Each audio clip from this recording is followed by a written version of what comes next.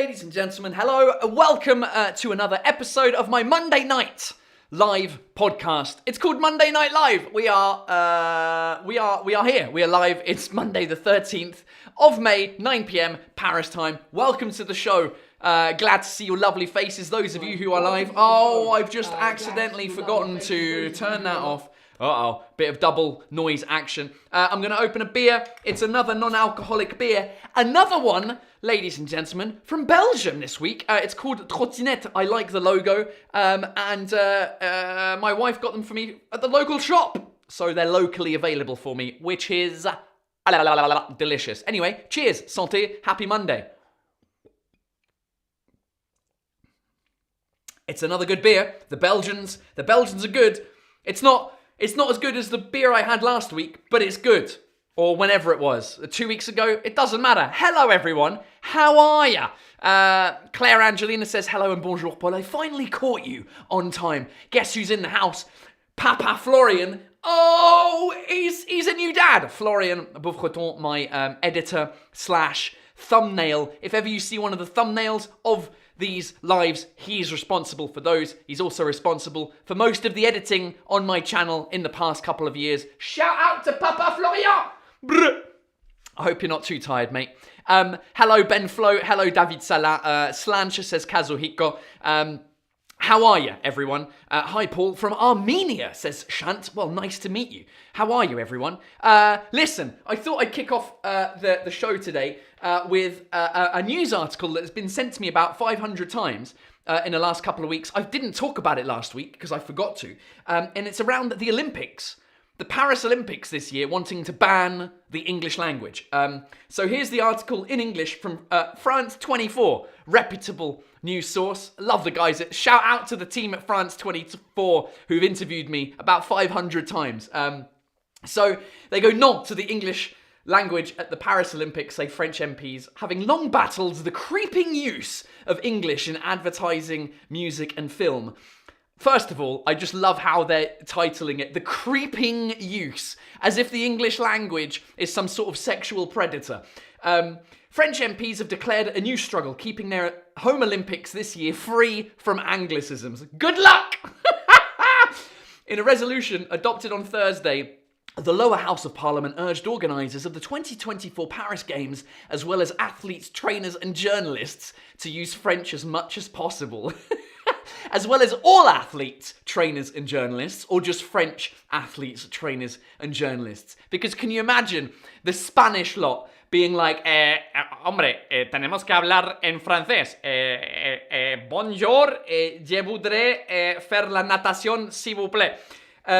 Annie Genevard, the Conservative sponsor of the resolution, expressed alarm to fellow MPs that the Olympic Games reflect the loss of influence of our language. Where? What are you talking about? She recalled the much criticised slogan used for Paris's original bid for the Games, which was called Made for Sharing, as well as other recent government-backed campaigns to promote the country, such as Choose France and Made in France. Now, she has a good point here. Why do the French Olympics have, or why did they have an English slogan? Fair enough. Also, Choose France, Made in France. I think Macron today, or yesterday, had a whole resolution of stuff about, Choose France. There was some shit going on about Choose France. Why are they doing this in English? I completely agree with her on this point. Fait en France. Just call it Fait en France ou Choisir France. I get that. Where it's hilarious. Even the French rugby team had Rugby World Cup on their jerseys instead of La Coupe du Monde de Rugby. I kind of get that because it's the Rugby World Cup. That's just the name of it, right? All of these examples demonstrate that the fight for the French language is never finished, even in the most official spheres. Oh merde. I get it. I kind of get it. But also, it's the Olympics. It's the most international event you can host. You can't stop people using Anglicisms. Basically, they're talking about the Académie Française, blah, blah, blah. This is the thing that got me, where it goes, let's hope that planche à roulette replaces skateboard and rouleau du cap, point break, a surfing term. You think rouleau du cap, can you imagine the film Point Break being called rouleau du cap?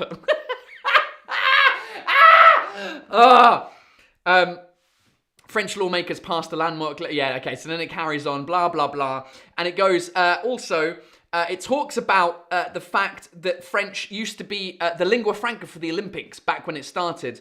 Paris Games have already been embroiled in a row after rumours that the Franco-Malian R&B star Aya Nakamura was set to sing the opening ceremony, where she mixes French, Arabic, and words from West African in her songs such as Jaja. This is the best bit. She was accused, blah, blah, blah. France is not and will never be Jaja, far-right MP Julien Audoul said on Thursday. Oh, come on, France! Let's go! Let's ban the English language here. I don't know what your thoughts are about that. Claire Angelina brings up a great point. A lot of English words are French-derived anyway. Thanks, William the Conqueror. It's his fault. I wanted to hear your thoughts as my audience, as the legends that you are, following the English speaker in France, who's trying to teach you better English words, right? Pokraj Roy says, planche à roulette, do you mean gambling? This is a good point, because une planche à roulette is a board where you would play roulette on, so... Oh, man. Isn't Olympic a Greek word anyway? I'd have to check. What's the etymology of the word Olympic? Olympic means relating to ancient Olympia or the Olympic Games. Via Latin from Greek Olympikos, Olympus or Olympia. So it doesn't matter. The whole fucking games are not French. What are you trying to do? Domu Style says, what a bunch of losers. Pokraj adds, France hates foreign influence unless it's them. Oh, God. Oh, goodness me. Goodness me. I thought it was funny. I thought it was funny because, obviously in Quebec, there's a whole thing around protecting the French language, which kind of makes sense because it's surrounded by English-speaking countries. But France's influence, the fact that France... is losing its influence worldwide? I don't think so. It's adding its sexiness to the rest of the world. What I do find ridiculous is, as I talk about in my short videos that are on my social media, is that French using incorrect English words. That's what bothers me. Skateboarding is fine because it's called skateboarding in English. There's a whole bunch of words that are not fine, like basket for shoes that you would wear while you're skateboarding. Les baskets are not baskets, okay? They're fucking sneakers or trainers, right? So call them that. If you're going to use an English word, use the correct English word. Oh, dearie me.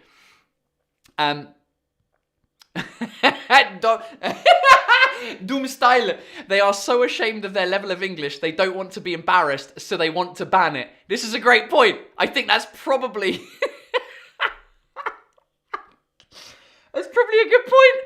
But the thing is obviously, there's going to be so many tourists in town. And obviously the signage, I've been in the metro and they've added stuff to the metro, which is in French, English, and I think it's in Spanish as well. You're the world's most visited city of all time. More people come to Paris than any other city in the entire world every year. You gotta accept that there's gonna be some shit in English. You can't just go around not pretending that the English isn't the global language. I'm sorry that it is. It's not my fault directly. It's my people's fault, but it's not my fault directly. But it's just the way it is. I mean, unfortunately.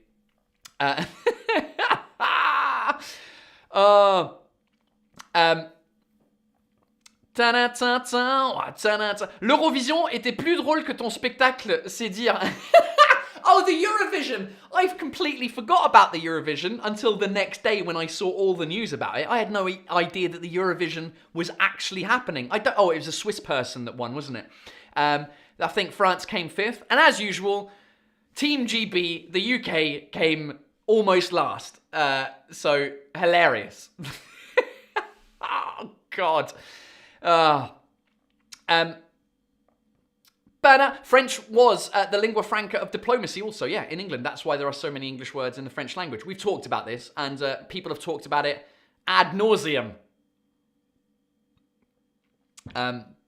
So, yeah, I didn't watch Eurovision, unfortunately. I don't know. I don't know what happened. I know there was some drama about Israel being in there. I know that I think it was an Australian person got banned. There was lots of stuff happening in Eurovision, and I completely missed all of it. Because is it really the Eurovision anymore if Australia can take part? Do you know what I mean? It's not really the Eurovision anymore. It's just the song contest. The worldwide, they should just call it the worldwide song contest. That's what they should call it. There you go. Do you know what I mean? What else is going on, ladies and gentlemen? What else is going on? How are you?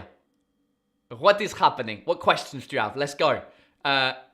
Do you know what I mean? Exactly. Do you know what I mean? Do you know what I mean? I need to get the official wording, the letters of do you know what I mean, spelt out on a t-shirt. That is my new goal. Do you know what I mean? The Swiss song that won was fantastic. It's been running around in my head all day. I've not even heard the song. I just have seen the person who done it. Who fucking done it, mate. Do you know what I mean? I saw some of the behind the scenes of the French one with the Steadicam operator, which was kind of cool. But yeah, just I don't know.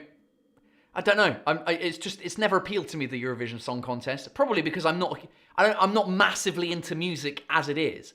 And I don't like competitions that are not fair. They're just rigged, political. Really, that's what it is, isn't it? Oh, it was the Netherlands guy that got banned. Yeah, sorry. Red Becky is asking, how was my weekend? Well, considering my daughter was not at school for the most of last week because the French are always on holiday. It was, well, the sun was out, which was good. But I don't even know what I did. I'm looking at my calendar as we speak. My daughter had a birthday party to go to, 2 birthday parties on Saturday and Sunday. The Sunday one I didn't go to because it was one of my wife's friends, and it was her old friend from creche called Leonardo. If you've seen my show Bisous Bye, you will know the reference of the little Italian, half Italian kid at creche, Leonardo. So yeah, it was all right. The sun was out. We cracked open the barbecue for the first time. But the best news, really, for me this week is just that my foot is doing much better thanks to the legend physiotherapist that is. I'm not going to tell you his name because I don't want you to steal him from me. But he's also Italian and he's a legend. He sorted my foot out. I'm back to running. Back to the marathon training plan. It's going according to plan now. I went out for a hard run today around the athletics track, doing intervals as quickly as I fucking possibly could. And my legs are feeling fine. The foot's feeling fine. I'm in a great mood. I'm excited. So that has been, because for the past few weeks I've been a little bit down and depressed. So, do you know what I mean? I've seen too much of your podcast. So in my head, do you know what I mean? Sounds with your voice. What? I've seen too much of your... So in my head, do you know what I mean? Do you know what I mean? Check, Khaled. From Bill Burr Monday podcast to Paul Taylor. I know. What is it with comedians doing Monday podcasts? It's because we know that Mondays are shit for everyone that has a normal job. Whereas for us, it's the weekend, basically. Because, normally we're performing at the weekend. And Sunday, Mondays are our days off. So, has it been a day off today? I've done a bit of work. I did a bit of work. Not a lot. What am I working on? There were some emails about the poster for my brand new show that's coming out in August.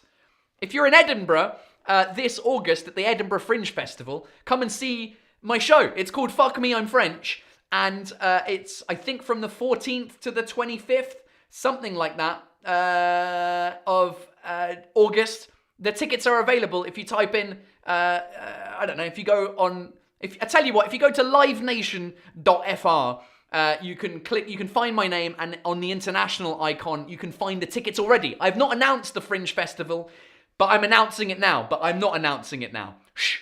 Because I want to announce it when we've got the poster, when everything's ready, when the communication is ready to go. But it doesn't not help to have people already coming to the show that isn't written yet.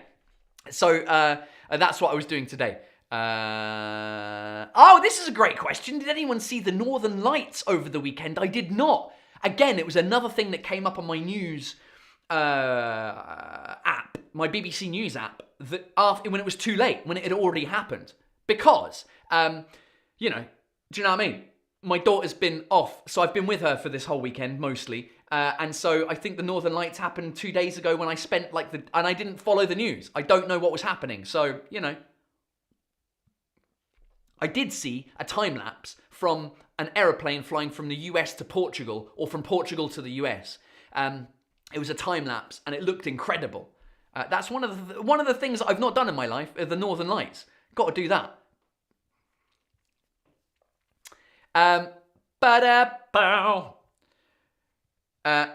Red Becky says, do you know what I mean? It's so London and nobody likes the Londoners. Hey! It's a good point.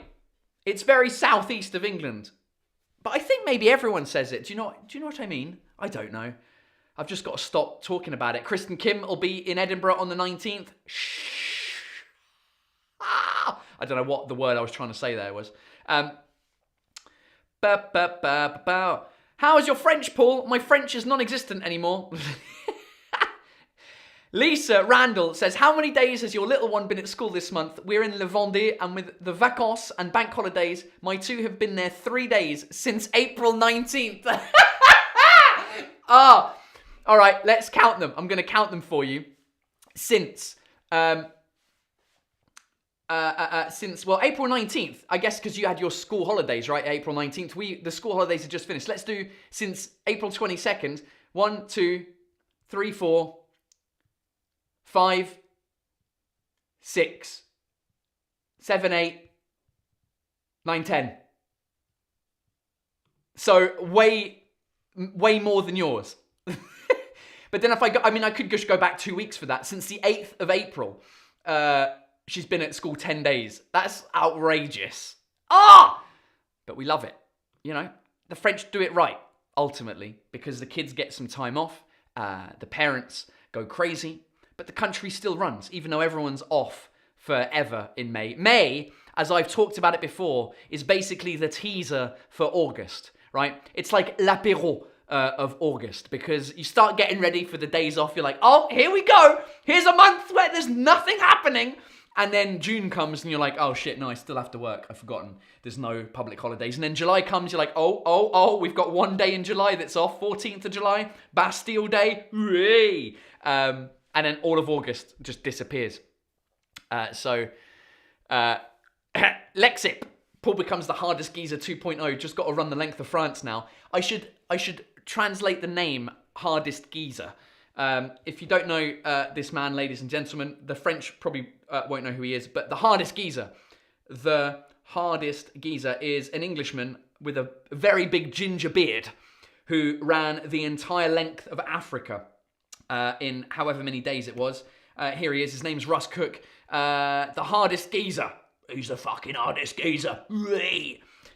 So he ran something like 200 marathons in 300 days or something ridiculous. Got mugged at gunpoint on the way. I've watched a couple of the videos there because I'm now into running stuff. So yeah, we need to find hardest geezer in French. What would it be? Le mec, le cum, le plus dur. That might be something. That might be something to do, is run. If the marathon goes well, they already do a London to Paris run.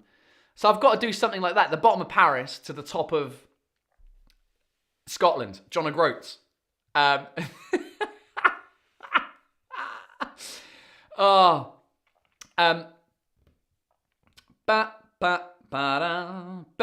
Vivienne, are you going to even be French once? Do you mean for these? I should do a Monday Night Live in French, shouldn't I? Well, I still haven't done one yet. All in French. Tout en français, Colliers. I was going to say, maybe for la fête nationale, Bastille Day. But that's a Sunday. But maybe the Monday of the Sunday. Maybe the 15th of July to celebrate Bastille Day. We'll do it all in French. What am I doing for that? No, okay, good. Yeah, we should do that. It's a date. It's a date. We'll make it happen. Florian Beaufreton is enjoying the Vendée represent.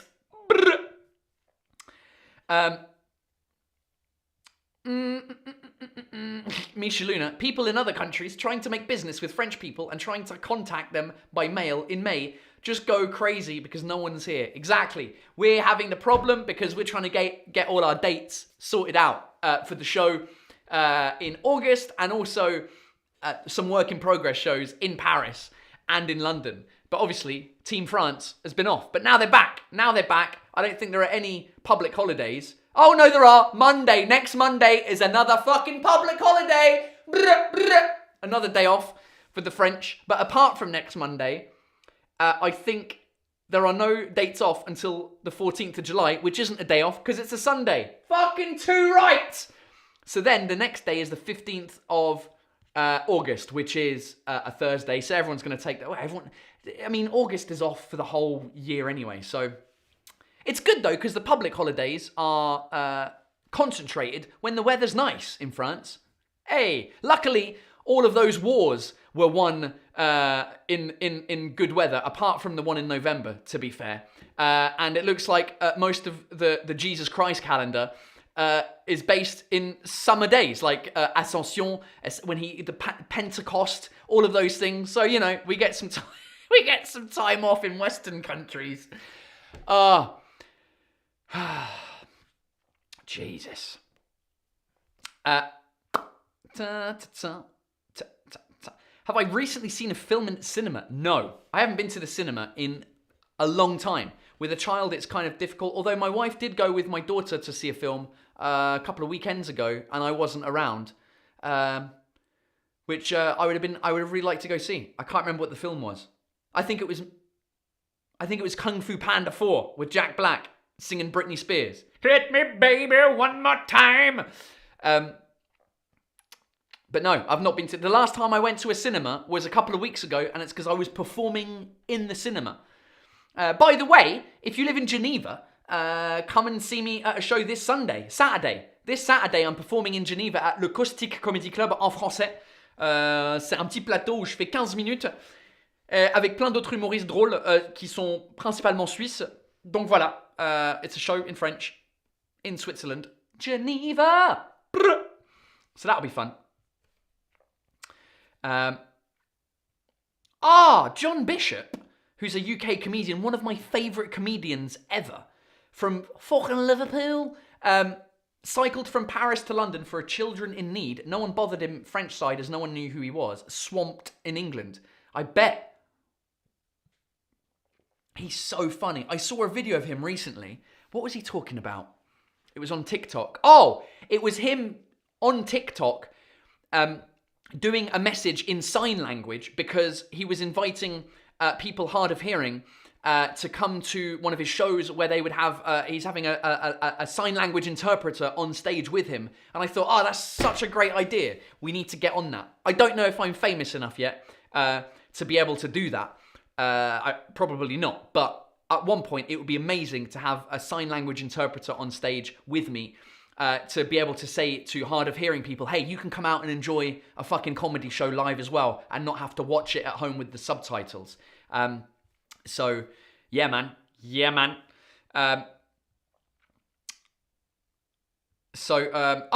you meant asking for French citizenship. Sorry, I misunderstood your question.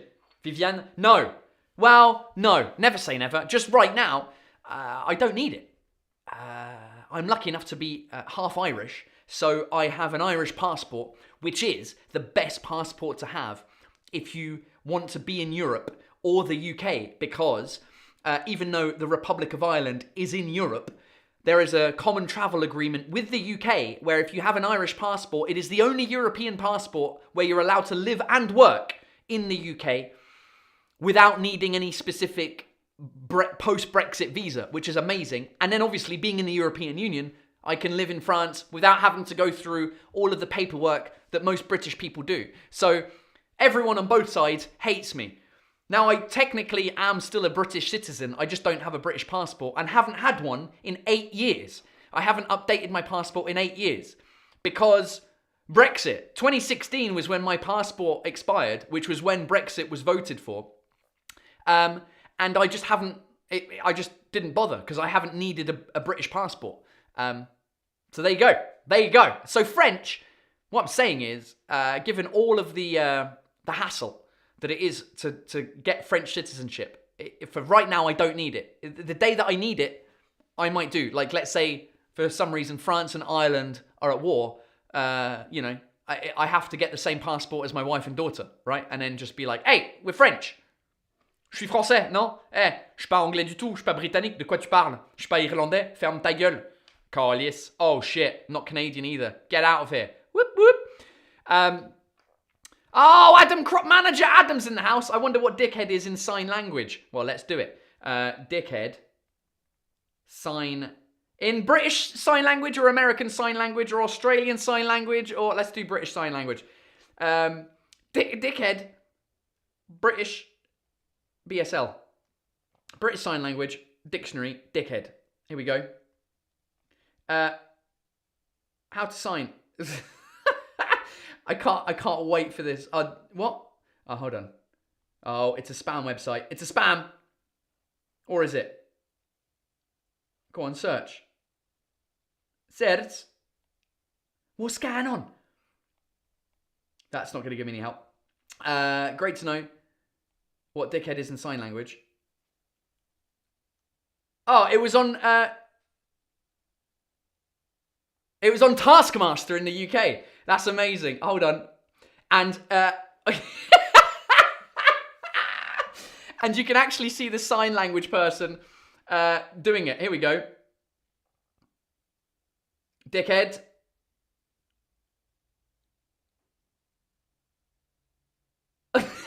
So it looks like it's something like that. That is amazing. The things you learn on Monday Night Live is how to do dickhead in sign language. There you go. Who had a really good bit? There's a really great Australian comedian called Carl Barron. You have to check him out. He has got a great bit about sign language because he often had sign language interpreters on stage with him. Sign language.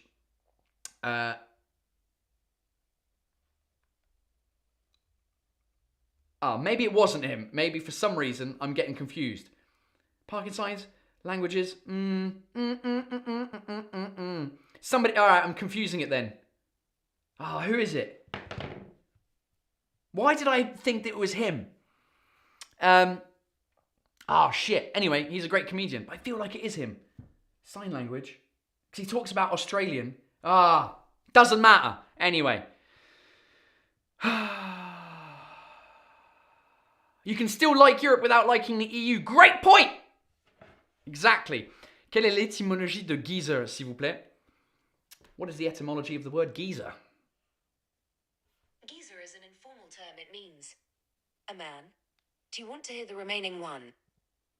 Late 19th century, representing a dialect. Hold on. Geezer. Geezer. I don't even know how to spell geezer. Geezer. Etymology. I think it comes from French.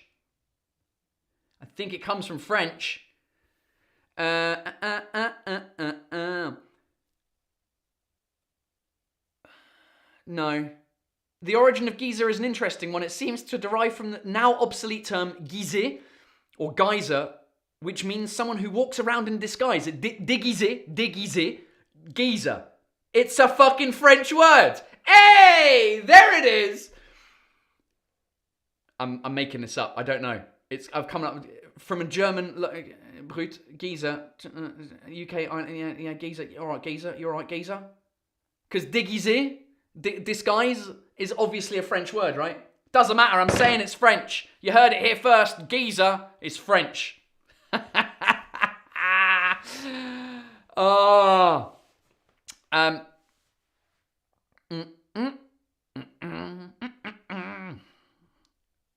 Oh, it's Adam Hills is the comedian. Another Australian, so I confused the Australians. That was it. Good work, Adam. Manager Adam.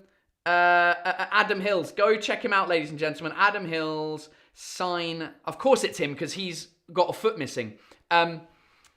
So he does a lot. Right, there we go. If you just type in, ladies and gentlemen, Adam Hills, sign language, there's a bunch of different videos that you can watch. I can't play them here because otherwise I'll get cancelled.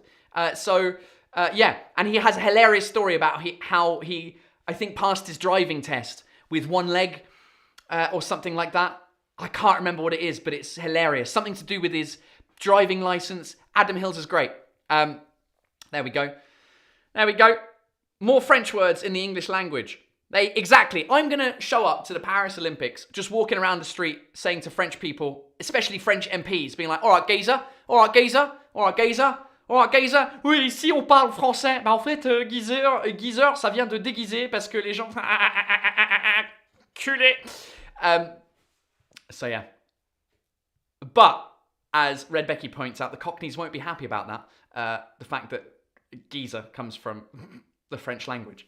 I don't know if it does. I can't be asked looking into the full etymology of it.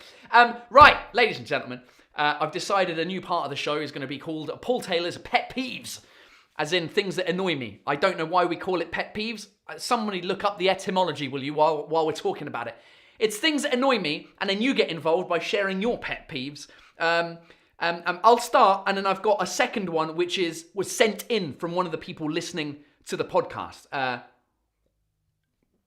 So my pet peeve happened today when I went for a coffee and a Perrier with my manager Adam, who's on the chat, just after my physiotherapist appointment, before going for a hard run. Anyway, we had a coffee and a Perrier, and he ordered the bill, and it drives me nuts in any establishment. In Paris, it happens a lot. It might happen outside of Paris in France. But the main thing that annoys me is when you ask for the bill and the waiter, brings you the bill, but then doesn't bring the card machine with them so you can pay straight away. What typically happens every time I go to a fucking restaurant or a bar, not a bar, but like a restaurant or a terrace, a coffee place in Paris. It does happen sometimes in bars. But you go, oh, we're ready for the bill. And then it takes them another 5 minutes to bring the bill. And then they leave straight away. And you're like, no, I wanted to pay. Oh, fucking hell, I wanted to pay. And then 5 minutes later, they come back. And then they're like waiting for you to pay. And you're like, ouais, ce sera par carte, s'il vous plaît. I'm going to pay by card. And then the guy fucks off again for another 5 minutes before he brings back the card machine. More often than not, he comes back. He looks at the bill. He's like, ah, oui, j'ai oublié la machine. And he goes back 5 minutes later, the card machine, it's like, just give me the bill and the card machine. So Adam had to go up and pay at the desk, which, I mean, we should just do anyway. Like, why are we even bothering? I mean, there's no tips in France, so there's no service charge. I mean, service charge is included, I think. Is it? It doesn't matter. So that's one of my pet peeves, ladies and gentlemen. It drives me nuts. Think about yours and share them with me. While you're thinking about yours, I have one from, as I said, Simone Erasmus, who says, hello, Paul. I listen to your Monday Night Live regularly. I have a special request. Nothing urgent. Whenever you want on the show. Perhaps when you discuss the pet peeves again. I'm interested to know what the general feeling is among people overall, France, and all over the world regarding the topic of sharing drinks. And by that I mean when people, men or women, both ways, offer someone else a sip of their drink. Like, oh, do you want a sip? Do you want to taste this? It's amazing. It particularly irritates me if it happens when your partner and somebody else offers him or her a sip. In my opinion, it's not polite towards your partner who is present with you to share someone else's drink. Or at least I certainly would politely decline if someone, another man, asked me, do you want a sip of and my boyfriend was sat next to me. Now this is a really interesting one because I don't know how I feel about it. I'm like, I understand, but I think if another man offered my wife a drink, or like, oh, taste this cocktail, I wouldn't mind her taking a sip from the same glass. I mean, I would mind if she took the same bit of the glass that he was drinking from and be like, oh, let me just taste it.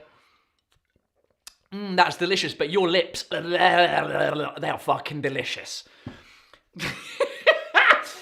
Unless she was doing that, it wouldn't bother me necessarily. It'd be interesting to know if it would bother her. If I did that. I would call her, but she's putting our daughter to bed. I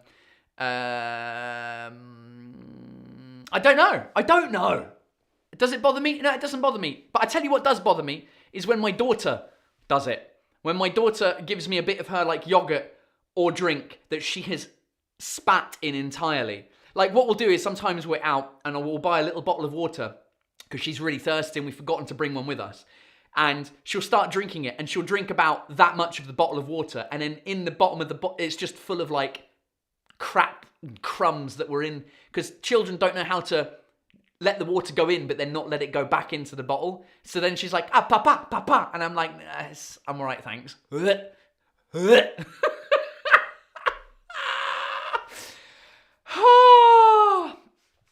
All right, let me read some of your comments there. See if you're agreeing with me. Viviane says c'est pour payer en monnaie, pour ne pas oublier le pourboire. Yeah, it's to pay by money to not... But I mean, if it's for a Coke, a coffee and a Perrier, there's no tip. You're not getting tip. Shut up. You get paid well enough in this country, and you're on holiday enough, and you've got enough social security. Don't worry about it. Who else we got? Oh, look, Pokraj got on the Wikipedia there. Pet peeve. Peeve comes from the word classical Latin, expavidus. Startled, shy, expavidus, via unrecorded Jesus Christ, that's too much information. Wiktionary, not Wikipedia. Domitienne says, don't be in such a hurry, Paul. Domitienne, I would agree with you, but I live in Paris. The city makes you in a hurry for everything. I don't know why. We're all in a hurry in Paris. I hate it when they have the card machine, but look at the bill again, pretending they don't know what's written on the ticket they just brought. Yeah, they bring over the ticket machine, and they're like, oui, alors c'était combien? Oui, c'était bien 27 euros 36 centimes. Yeah, I love it. So Micheluna's got one pet peeve, is when in restaurants, at the end of the meal, you stand up to pay at the desk and they tell you to go back to your table because they'll only let you pay at your table. I've not had that, Misha. I've had it in the US where the roles are very defined in a restaurant. In Paris, no one cares. Everyone is your waiter. Everyone's the person that brings your food. They all do the same job, right? In the US, it's very defined. And the amount of times I've said, oh, excuse me, can we get our bill, please? And the person is like, oh, you'll have to speak to your server. Can you ask your server? Because I'm just like not your server. And I'm like, all right, cool. But I've never had that where they go back, sit down at your sit the fuck down, Misha. The bill's coming to you. Yeah, I don't know. It's Takey.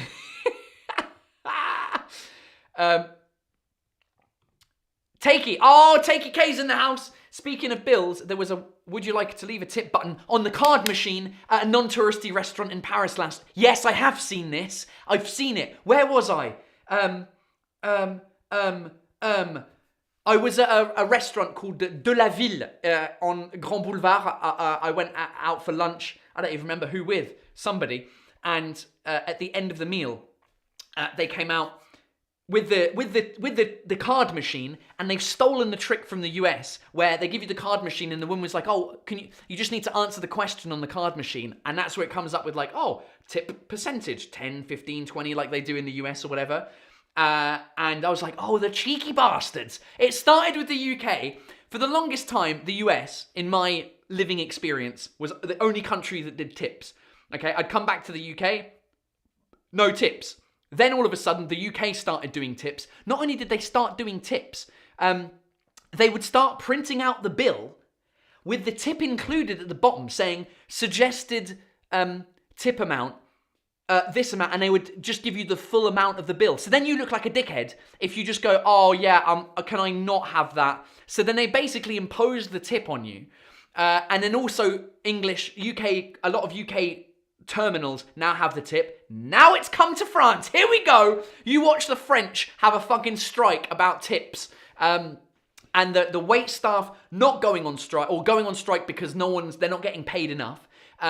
Which is always the case. And then the people, it's going to be incredible, Takey. Thank you for bringing it up. I forgot about that one. Pet peeve from Lisa Randall. People who stand with their trolley sideways in the aisle and I can't get by. I'm too British to move it out the way, so just seethe quietly until Return. There's such an English problem that we have is we're too fucking polite to do anything. Where was something that happened to me? Oh, it happened to me today. Cycling into town for my physiotherapist appointment. I was stuck behind one cyclist who wouldn't go past the other cyclist and just give him a beep because he was taking up the whole cycle lane and there was enough space for two. It's just that politeness thing. The trolley's sideways in the aisle. Oh, man. And it's just that end is so British, Lisa. Just to seethe. I don't even know what the word seethe means. But just going like, fucking...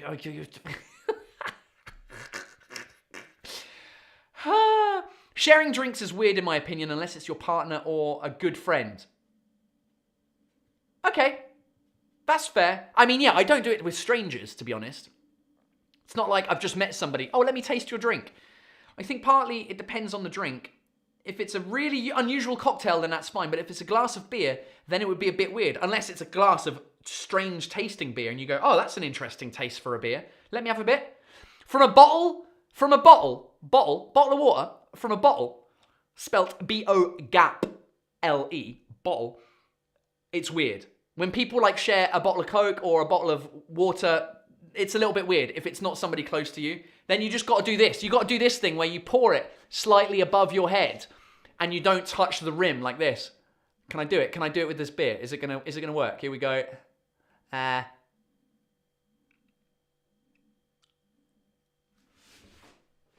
Just about. That's kind of okay. If it's a normal glass, then I kind of get it, like a glass of wine or something. Oh, this wine's incredible. Food. I think food is... Well, food. If you're sharing food and somebody gives you their fork, fucking take the fork away from me, you diseased person. That's not happening. Aiden vlogging. For me, I hate it when my classmates share one cigarette together. Oh, yeah, that's horrible. Or like when people are passing around a joint. It feels weird. Why are we putting our lips on the same... Like, why would you do that? Kiddie backswill from a bottle is grim. Yeah, exactly.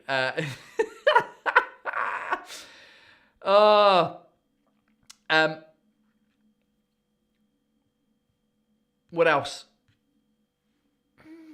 Capitalism started doing tips. It's just putting the responsibility of paying the employees on the customer instead of the employers. Correct. Pet peeve in New York City is when they already write 20% tip and it was shitty service. Yeah, that also. Or like a tip, and I've watched a couple of like interesting sociological videos about this. Like a tip at a Starbucks, where it's like, I mean, who are you tipping? Like, or a McDonald's, like a fast food place where you're not sat down and there is no service. It's just the food is being cooked. Or where was the place? Because it feels like you're half of the employee yourself. The stuff you got to do now, like at a supermarket. Not that you tip at a supermarket, but you know when you have to do all of the things, like weigh the fruit, put the barcode on, scan the stuff, do the bag stuff. But yeah. My pet peeve in retail is when a customer says, are you not going to ask me for ID? I've heard the same joke for la 50e fois that day. Presumably, this is in an English-speaking country because in France, no one asks for ID ever. But in the UK, if you're going to a supermarket and you buy like a 12-pack of beer, they'll ask for your ID. And I guess as people get older... You know, and you're like, oh, I still kind of look a bit young. And they'll say to the person behind the till, oh, you're not going to check my ID? Yeah, I can imagine that being annoying. Whereas in the US, a 50-year-old will walk into a pub, and this is a true story. He's not 50, he's 45. But he looks about 73, is my light and sound engineer, Manu. In the US, he had to show his ID he's got a grey beard, and lots of sun wrinkles. He's fucking gorgeous. He doesn't look 73. Anyway, they would ask him for an ID and he would find that annoying. What else? What else have we got? Let's do a couple of more pet peeves. In French supermarkets, old people blocking the aisles. Me saying pardon and just being ignored, so I have to push into their trolley to get past. Oh, Aiden vlogging. The younger generation coming up hating the older generation. Oh, that sounds familiar. Yeah. Or old people in France paying by check. And you're like, oh, they're almost done. I'm going to join that queue because the basket is almost empty. They're going there and then they get the checkbook out and they're writing it and they don't understand what the person's saying. You're like, for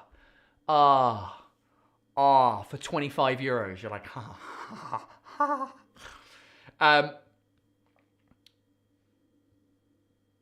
all right, let's do two more. Let's do two more. Let me find two more. Two more.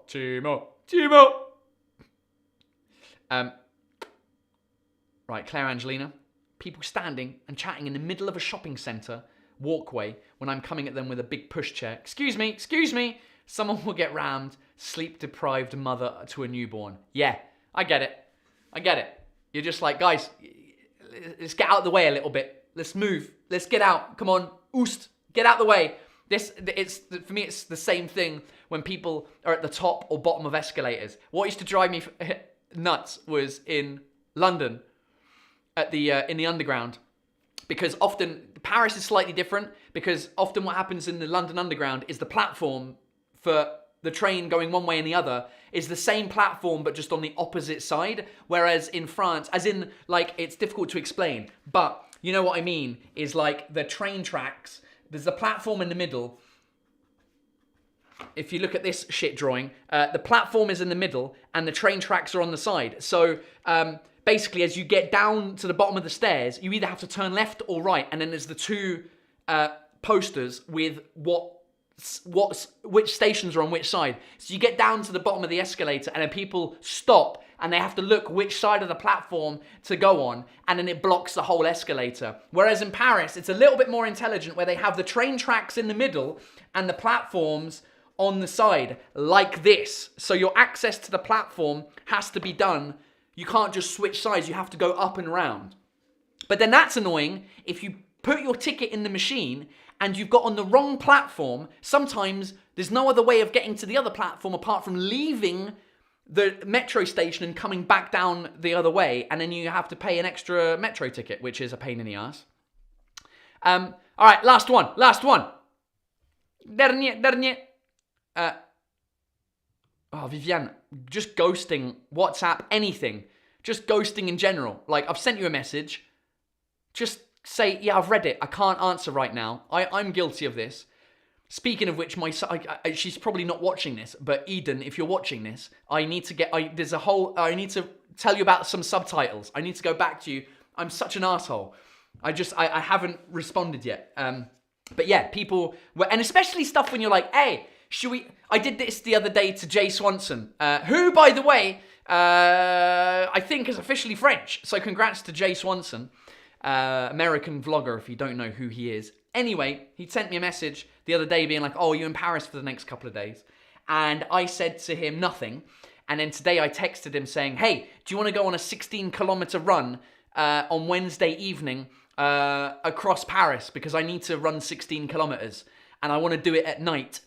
So I'm doing it on Wednesday night. Come and join me. If you want to run 16 kilometers in Paris along the river and all the way back, Wednesday night is when I'm doing it. And then I'm going to have a nice fucking beer afterwards because the 15th of May, which is Wednesday, is, what year are we? 2024. It will be my 9th year. 9 years ago is when I quit my job at Apple, and it's something to celebrate. So I'll have a real beer on the 15th there, probably at one of the bars that are to the east of Paris, on sur les quais là, whatever they're called. Anyway, so Jay, I'm the ghoster. I'm the WhatsApp ghoster. I'm sorry, Viviane, if I've ghosted you. It's just the way it is. Right. Pet peeves, done. Love them. Keep them coming for next week. Keep thinking about them. Something that happens this week, you go, oh, write it down, save it for the live. Or send them to me if you're listening or watching this afterwards. Right. Terrible translations? I think so. It's the part of the show where you send me your terrible translations to the email terribletranslationsftw@gmail.com, and we go over them. You can tell it's coming up to summer because I am sweating in this bloody studio. I can't remember what I did last summer. Did I have a fan in here? I don't know. Anyway, right, we start terrible translations with none other than Red Becky. He has some great ones. Let's go. Punctuation is a wonderful thing. Tables are for eating customers only. No loitering. Tables are for eating customers only. Tables are for... How would you punctuate that, though? Tables are for eating customers only. I don't know if you can even punctuate that, can you? Tables, comma, are for eating customers, comma, only? Is that how you would do it? Tables... It sounds like you eat customers with the tables. That's what it sounds like. Tables are for eating customers only. Space between eating and customers. But there is a space between eating and customers, Tio Chino. There's a gap. Tables are for eating. Customers only. Oh, tables are for eating, comma, customers only. The tables are for eating. No, but I feel like it's eating customers. I feel like the noun there, or whatever you call it, are eating customers. So the tables are for the customers. The tables are only for the customers that are eating. So if you're drinking, they're not for you. That's what I understand from that. A comma between eating and customers. Tables are for eating, customers only. I don't know. It's a great... Tables are for customers who are eating only. That's what I hear, Pokraj. I mean, you could just say tables are for... Well, presumably, yeah, because normally tables are for the customers only. Like toilets are for customers only. But in this case, it'd be the equivalent of saying toilets are for peeing customers only. Like you can only go to the toilet if you're having a piss. If you're a shitting customer, you can't go to these toilets. It's a good one. It's a good one. Some of you think it's the other one. I don't know. It's a good one. Tables are for customers who are eating only. That's what I'm going with. And in which case, but that's a good one, Red Becky. Legend. Right. Rhyming words in English doesn't always make sense to the English. What? Difficult to tell, but tastes so well. Ugh. Number 1 beer in Croatia.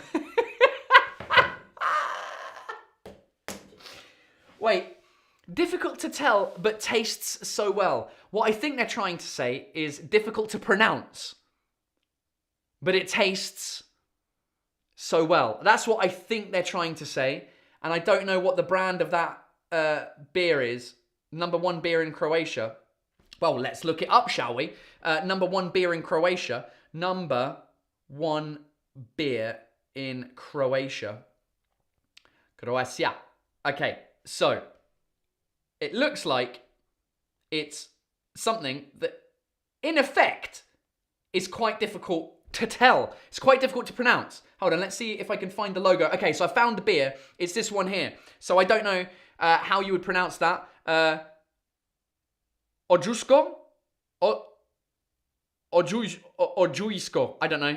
I feel like the Z is like a J or something, and the J is probably an I. Ojuisko, something like that. I don't know, but the error they have made is difficult to tell, but tastes so well. Let's fix it for them. Difficult to say, but tastes.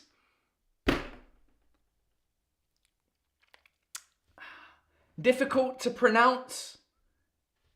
Tastes. Tastes so well. Tastes so good. Yeah. It should say. But difficult to tell is wrong as well. Hey, difficult to tell is wrong as well. So let's fix it for them, ladies and gentlemen. Misha Luna, difficult to tell. Sounds like if you taste it, it's hard to tell if it's actually beer. Yeah, to tell is différencier. It's difficult to tell. It's difficult to tell. Savoir, c'est dur à savoir. Oh, it's difficult to...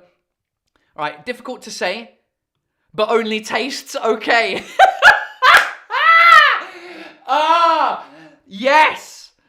Oh, God. There we go. Milena. Difficult to pronounce, but you won't leave an ounce. Come on! That's the best one so far.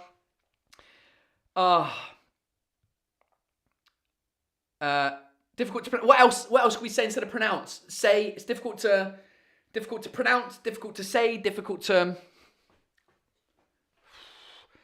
say, but it will make your day, Bridget Leonard. Takey Kate, tricky to decipher, yet flavour to savour. Oh. Doesn't rhyme, Takey.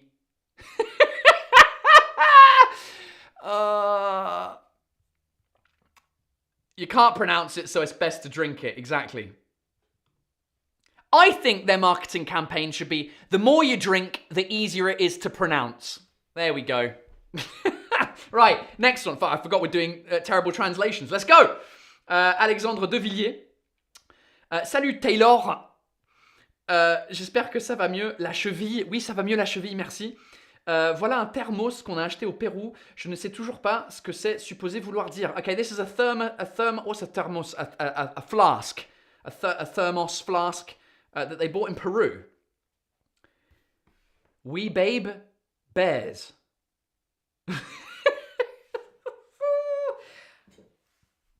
Oui, babe. Oui, babe, bears.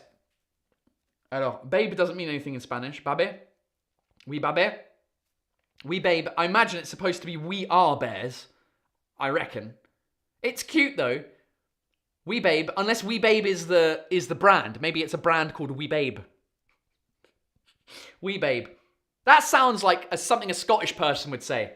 You're right, we babe. Let's go see the bears, you wee baby. You wee baby. We babe. That's pretty good. Oh, somebody's saying it could be we love bears? Maybe. It could be. It's a rip-off of the We Bear Bears cartoon series. Ooh, is it now? Hold on. What did you say? We Bear Bears. We Bear Bears. Cartoon Network. Oh, the cheeky little Peruvian bastards. Look at them. There's a panda involved in there. That's what's going on. Yeah, look at that. It's even the same. I mean, it's not quite the same pandas. Okay, there we go. That's not only the only thing Peruvians have stolen. They stole my fucking laptop 2 years ago. And my headphones and my backpack, which I found again. My backpack is here. And my headphones, they're not in there anymore. But thanks to Apple technology, I found it. I didn't find my laptop. I mean, yeah. Right. Henry Lowe. Hi, Paul. Found myself in Camden Market last week. What a place. And I looked at this. Look at this abomination I saw. All the languages are either wrong or not the correct meaning. Right, here we go. Please do not take drinks beyond this point. That makes sense in English, right? No hay bebidas por aquí. That means, that would be like, that's basically somebody saying, the equivalent, what that means in English. Are you going to fucking speak, Paul? What that means is, there are no drinks this way. There are no drinks over here. It would be the equivalent of somebody coming up and saying, excuse me, can I get some drinks over here? Is there a bar over there? And the person would be like, no hay bebidas por aquí. Like, there's no drinks here. Okay, so that doesn't work. Aucun verre, passez ici. What? I mean, that sounds like bad Québécois. Aucun verre, passez ici, tabarnak. And I don't speak German or Italian. Nessun drink passato qui. I mean, that sounds like Italian. But do they say drink in Italian? Like they say computer. Hey, die Computer. Hier gibt es keine Getränk. Or Getränke. Oh, Camden Market. And closer to home, the digital sign in suburban Toronto. Oh, you got two on here. The commitment to bilingualism is admirable, but should be à l'heure instead of direct translation. The second example, here we go. Union Station. On time. Attends. Oh, God. Attends. On time. Is there anything else? Don't forget to tap off with your Presto credit, debit, or mobile wallet. See, that's a normal country. A normal place where you can tap with your fucking credit card on public transport. Where are you? Toronto? Exactly. Not like Paris where you have to get a Navigo. Don't forget. Okay, n'oubliez pas de présenter votre carte Presto après un trajet. Votre carte... Okay, that works. That works.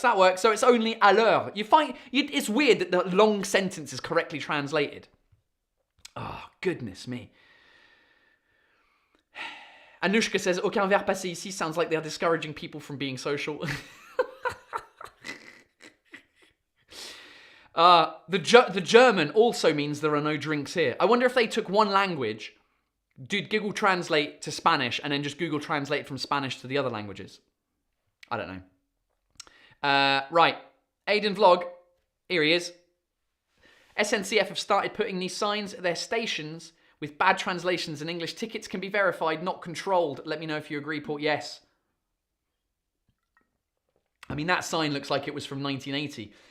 Réservé aux voyageurs munis d'un titre de transport validé, pouvant être contrôlé à tout moment. Platform access restricted to holders of valid tickets, which can be controlled at any time.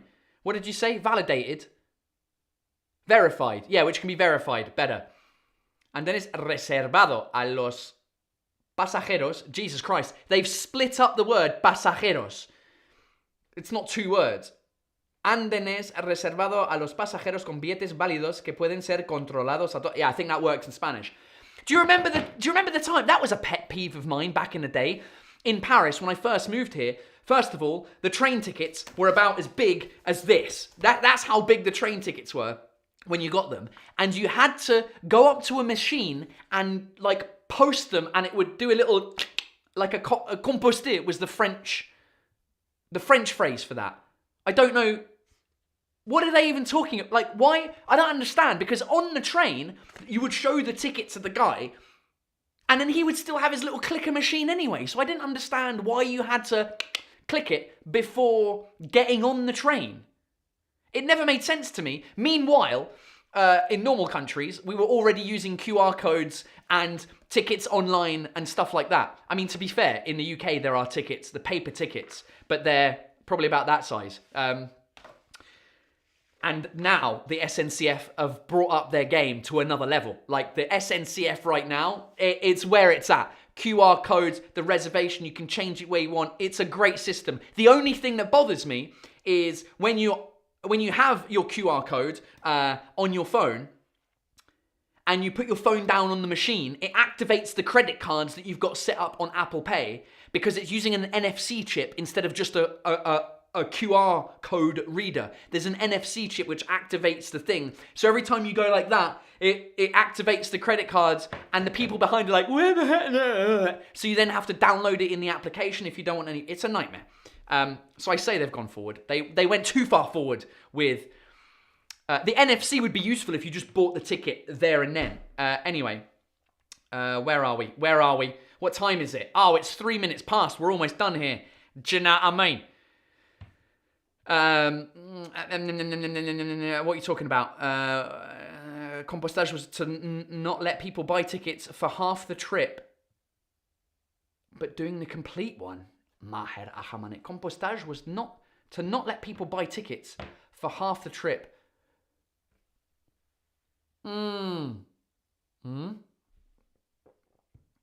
As in, if you're going from Paris to another place and you bought a ticket from the middle of the place to the other place, to the end of the line, and then you got on maybe with that? Maybe. I don't know. It sounds weird.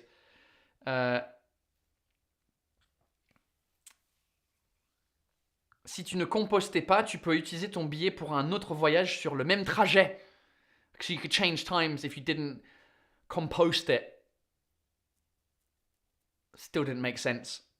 Because if the time of your train is written on the ticket, then I think it was probably for the I don't know. Doesn't matter. I'm over it.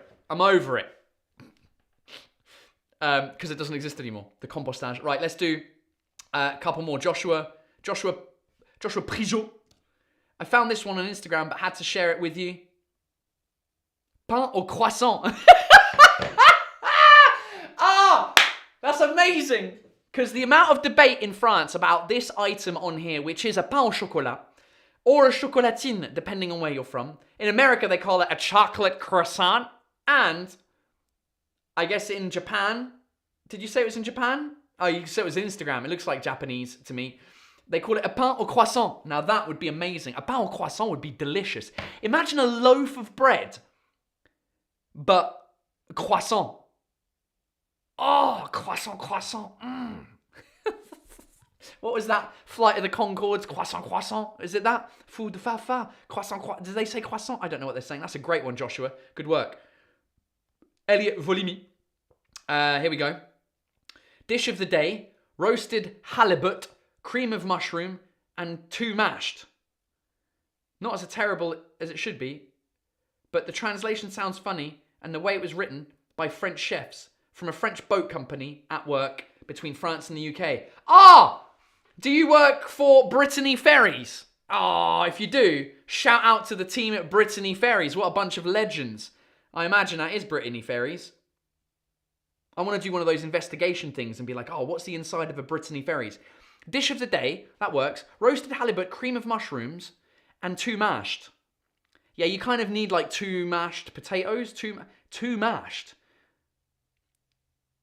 I mean, it sounded like they were too mashed to be writing this thing, this menu. Because mashed could be shit-faced. Oh, there we go! Terrible translations, ladies and gentlemen. Come on! It's 6 minutes past 10. It is time for me to head over to Patreon and keep chatting to the crew over at Patreon. It's patreon.com/Paul Taylor if you want to support me by buying me virtual beers that help me keep this podcast for free. It helps me put my shows out for free. It helps me do a lot of stuff for free by you buying me virtual beers, and in exchange you get not only an extra happy hour type thing, and this used to be called happy hour, right? An extra podcast every week, but you get, we chat, we go deep. I tell you secrets that I don't tell anyone else, because it's Patreon and it's way more intimate. So join me on Patreon if you want to support the channel and get some crazy extra shit. And everyone else, thanks for being here. This was a super fun live. It was too hot for me in here. I'm now sweating. I'm going to have to open the window and let the bugs in. So Patreon, I'll see you in a couple of minutes. Everybody else, thanks for being here. Am I seeing you next Monday? Why would I not be seeing you next Monday? I'll be seeing you next Monday. And it's my mum's birthday next Monday as well. So we'll celebrate together Mother Mary's fucking birthday. We might even get her on FaceTime if she, is up for it. And it's also a bank holiday. Lundi de Pentecôte. Let's go. All right, ladies and gentlemen, I will see you next week. If you're in Geneva, come and see me on Saturday. I'm doing a show at Le Caustique Comedy Club. I don't know if it's sold out. And that's it. Fucking love you. Patreon. See you in a couple of minutes. Bisous, bye.